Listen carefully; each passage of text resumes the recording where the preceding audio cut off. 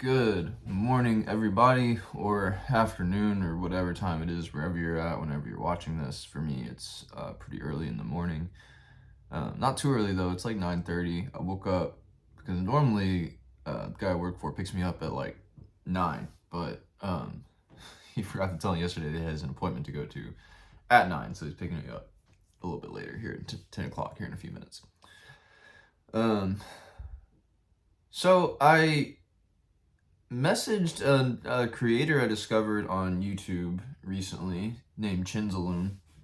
And I messaged him on Instagram offering some translation services, and also mentioned to him that I was going to be driving down to Costa Rica sometime in the near to mid future.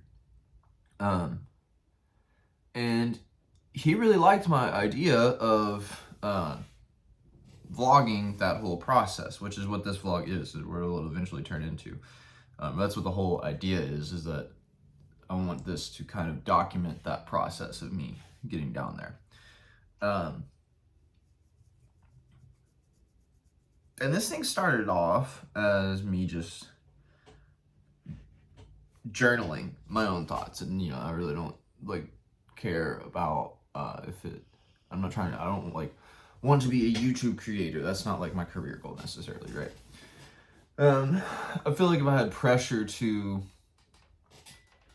post a video every whenever at some interval, it would make me not want to do it, right?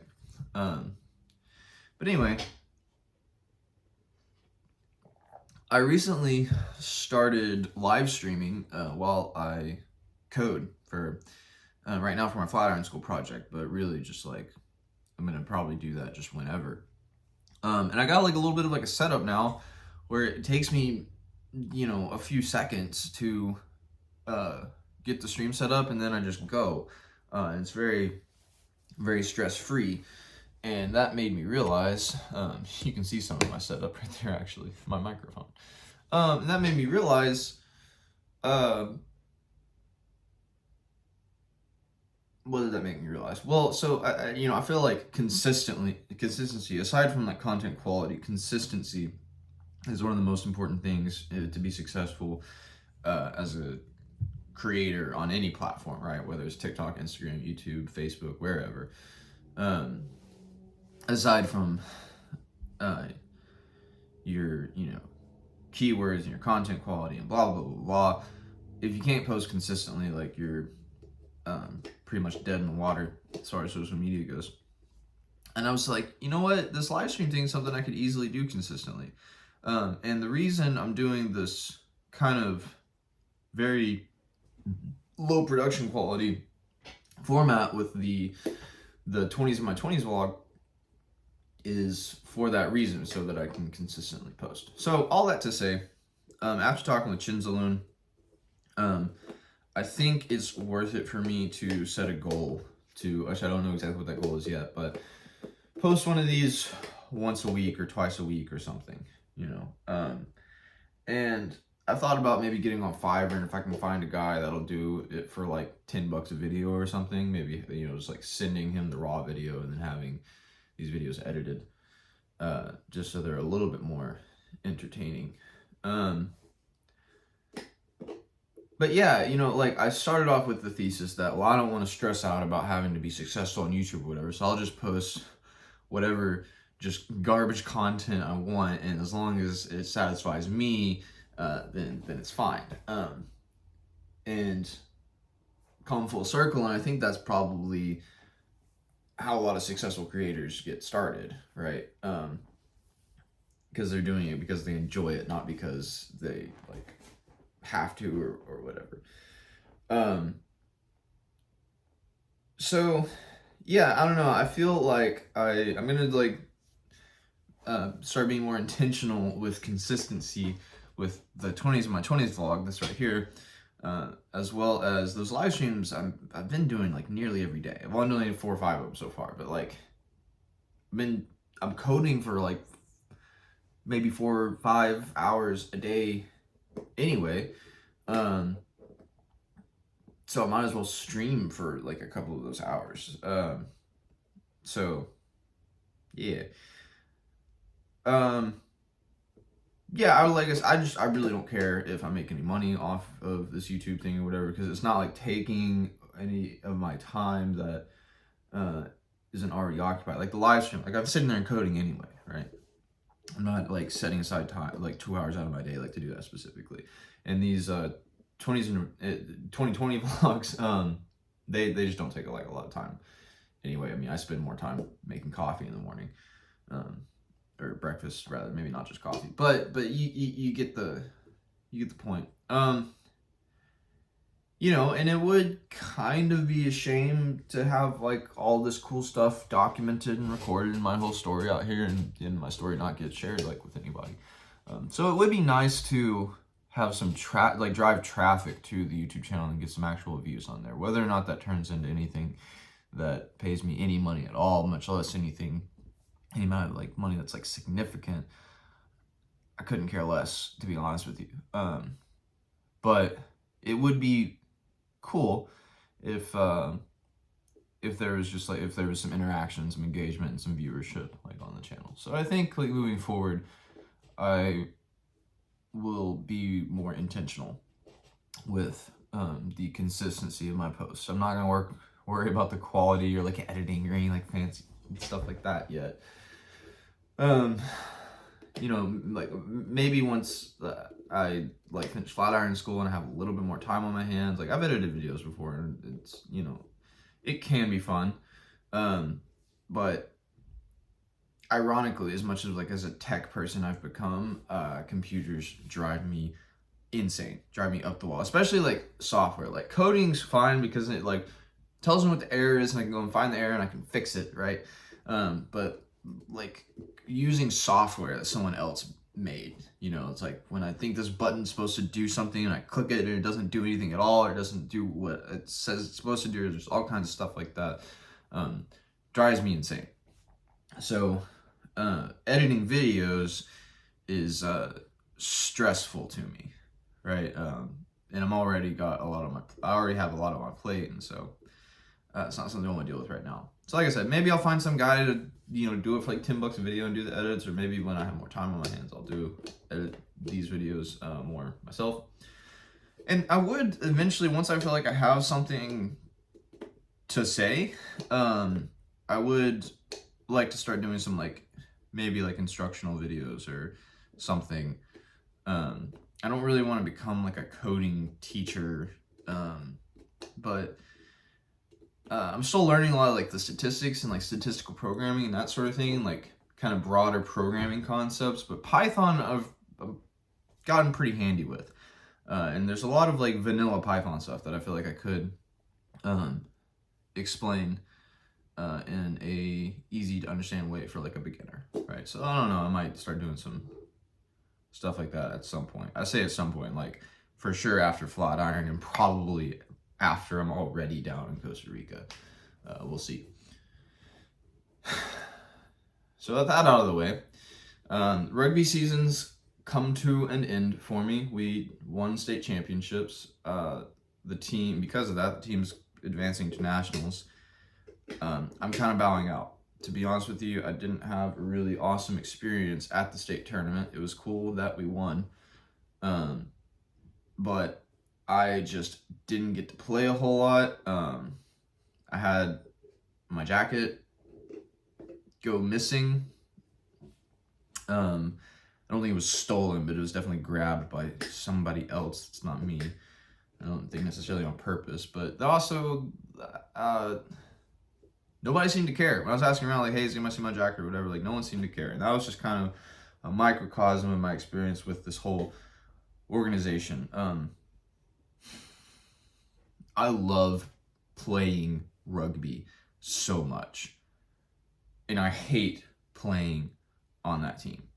I've tried to enjoy it, and there are guys on it. There's I could list off names of guys on the team that I actually like. I enjoy them. I appreciate them. I have a good time with them individually. But every single social function that I've been to with this organization, with this team, with this club, has been awkward, uncomfortable, and miserable. And it's really hard to be a person that's fun to play with that going on. And it's really hard for people to kind of want to pass you the ball, or like, you know, give you an opportunity to step up to the plate when they don't think you're fun to play with. And so it's just kind of this like self-perpetuating cycle. And I can't say I regret like the time I spent with the team. I got a lot better at rugby during that time. I did learn, however, that I'm learning, like, and rugby is just one example. There's just a few other examples, to really like listen to my instincts and not like what other people tell me I should do necessarily. Now, like, you should take advice of like experts and things, right? Or like when you're in a emotionally compromised state, you know, you should take like advice from other people when they're like able to think more objectively about it. But last semester, so back in the fall, I wasn't getting a lot of play time, and even at practice, it was like I just wasn't getting a lot of reps in, because one of the positions that they would have me play at a lot, just anytime we got a new guy, they would just put them there on the end. If you know anything about rugby, like down on the wing. For some reason, this club, they just like put anybody that's new that shows up that's not fat, they just throw them down on the wing. And then suddenly I'm having to like share reps with like 4 other dudes when every other position in the back line has like one person and they're getting, you know, a few dozen reps out of practice. And the argument that was made to me was, my argument was that at this point in my rugby career, what's most important for me is just to get as much play time as possible. I took a motor development course one time, and one of the studies that really stuck out to me, or not even just a single study, but some of the research that really stuck out to me, was this idea that early on when you're learning a sport, like organized drills and whatnot are the fastest way to learn. But then after a certain point, once you kind of learn the rules and the basic movements and the fundamentals and whatnot, at that point, just kind of unorganized play is the most efficient way to progress and grow as an athlete. And I didn't feel like I was getting that. And then the coach argued that no, that's not true. We're one of the best rugby teams out here. So even just coming to our practice, you know, even if you don't play, just coming to practice is going to make you a lot better. And I unfortunately listened to him. I don't think he was like had any like nefarious or ulterior motives or anything, but he was wrong.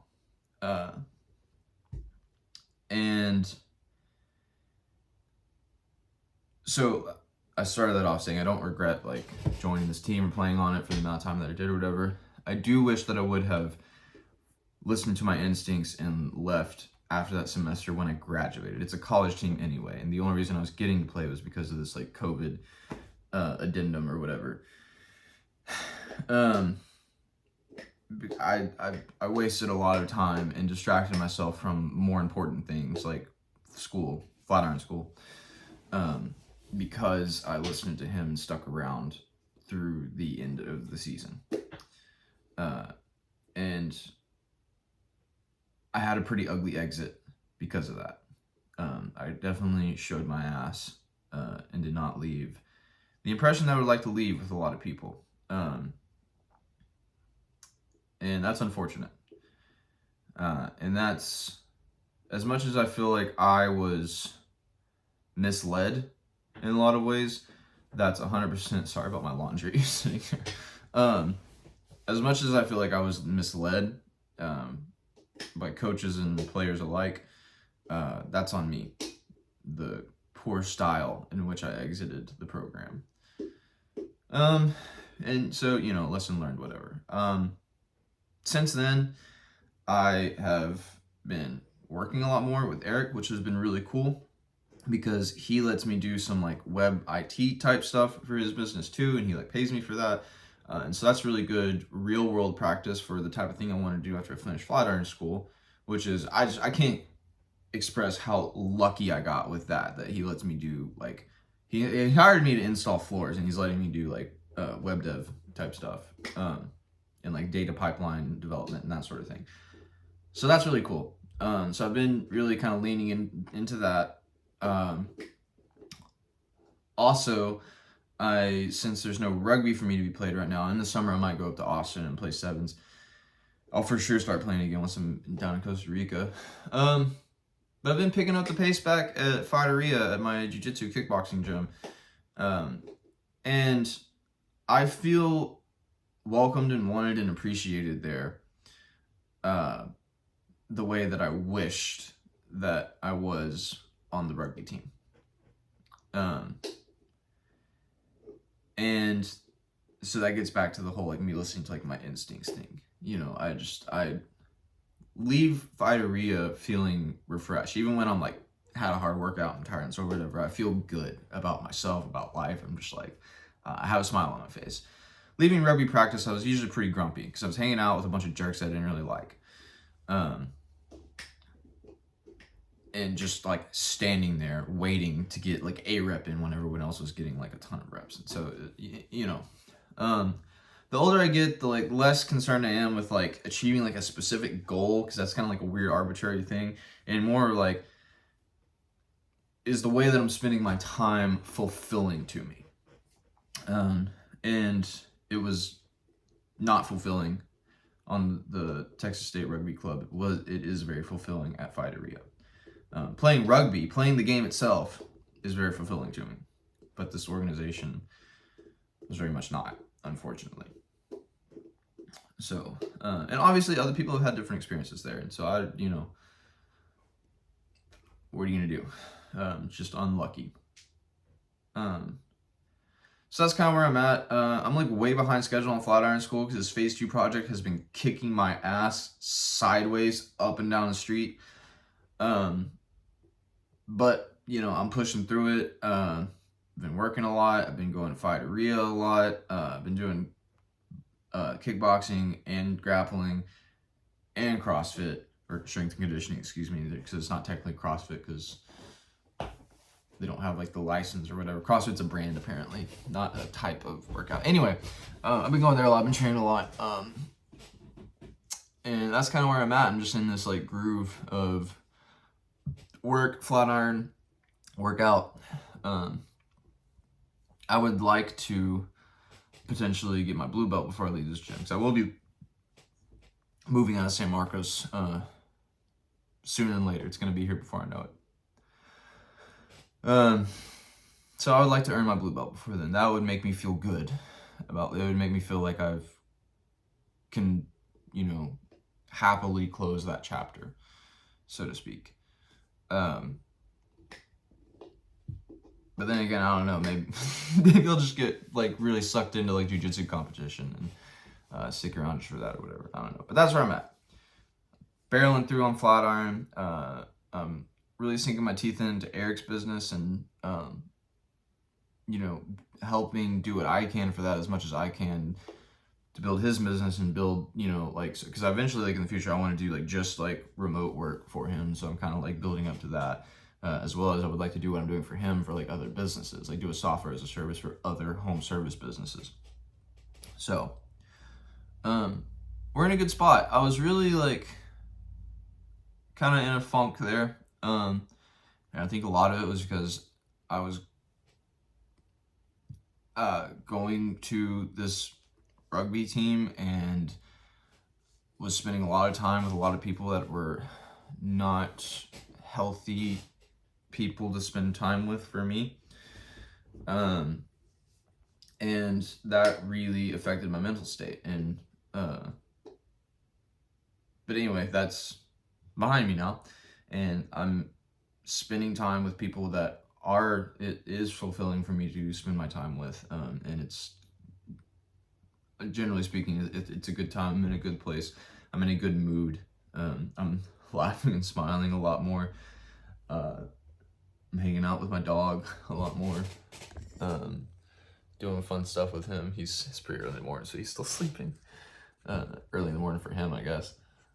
It's a dog's life, right? Yes, I don't really have anything like earth-shattering or groundbreaking updates or anything for this, but like I said at the beginning of the video, I need to begin becoming more intentional with consistency with posts. And maybe even just jotting like some notes down, some bullet points to kind of keep my thoughts straight on these videos so I don't ramble on quite as much. Yeah. So that's where we're at. Finishing Flatiron School, moving to Costa Rica is where we're going.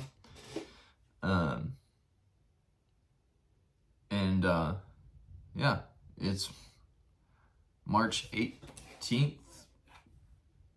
Yep, Friday, March 18th, 2022. San Marcos, Texas.